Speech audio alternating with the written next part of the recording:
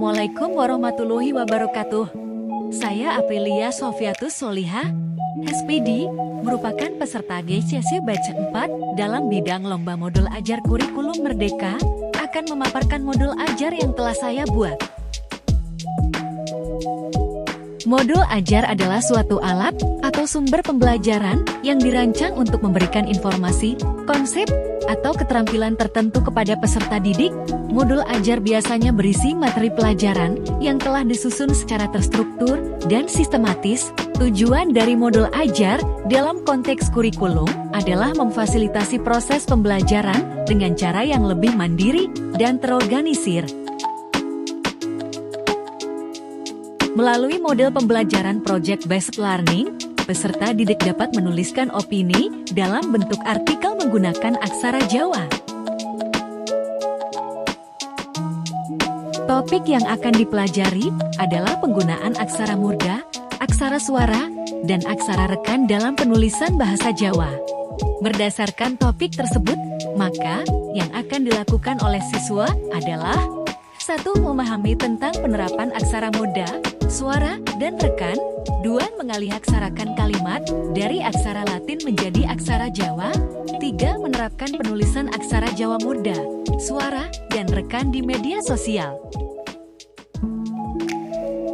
Strategi pembelajaran yang digunakan adalah project-based learning, di mana peserta didik bekerja sama untuk menjalankan proyek nyata atau tugas yang mencakup pertanyaan atau tantangan yang kompleks. Sedangkan media pembelajaran yang digunakan adalah media pembelajaran berbasis TIK, yaitu media sosial Instagram.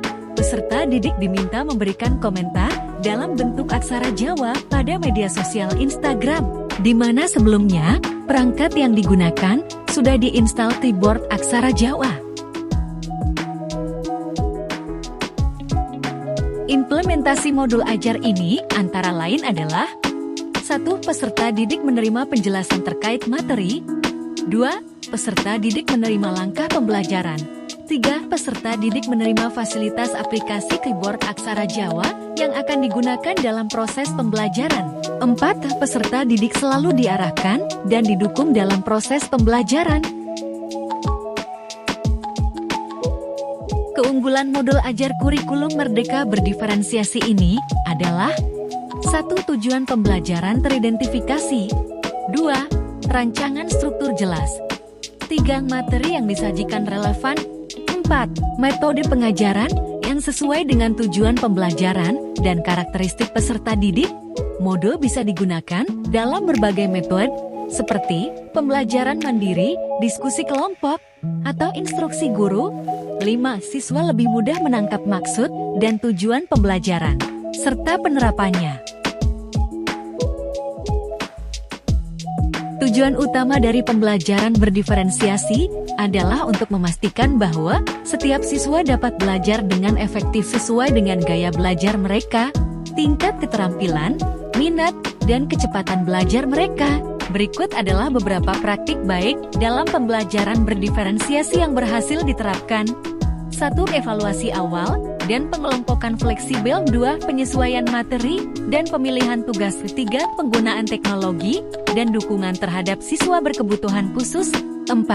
Siswa lebih aktif dalam keterlibatannya pada proses pembelajaran. 5. Pemantauan dapat dilakukan secara berkala.